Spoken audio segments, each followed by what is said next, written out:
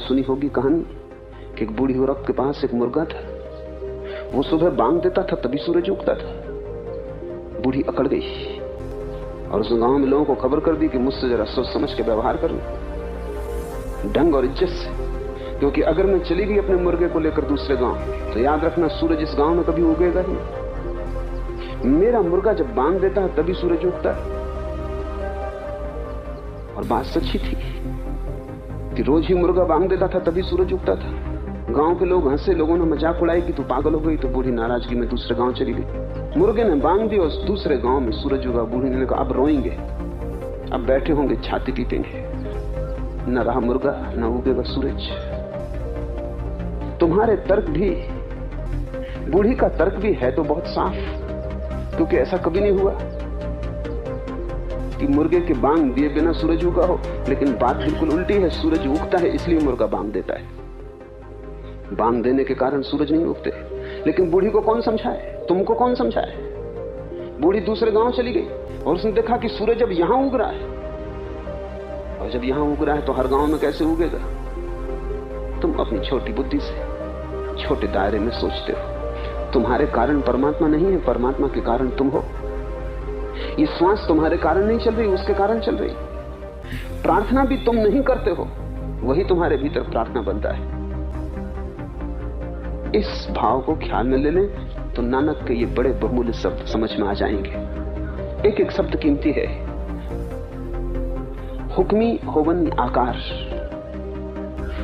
हुक्म न कहिया ना है, हुक्म न कहिया जाए। हुक्म से आकार की उत्पत्ति हुई। हुक्म को शब्दों में नहीं कहा जा सकता। हुक्म का अर्थ ठीक से समझ लेना, द कॉस्मिक लॉ, वो जो सारे जीवन को चलाने वाला महान नियम, हुक्म का वही अर्थ है। हुक्म से ही जीवों की उत्पत्ति हुई, हुक्म से बड़ाई मिलती है।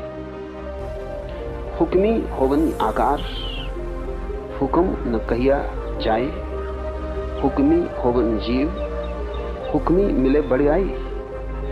जब तुम जीतो तब ये मत सोचना कि मैं जीत रहा हूं,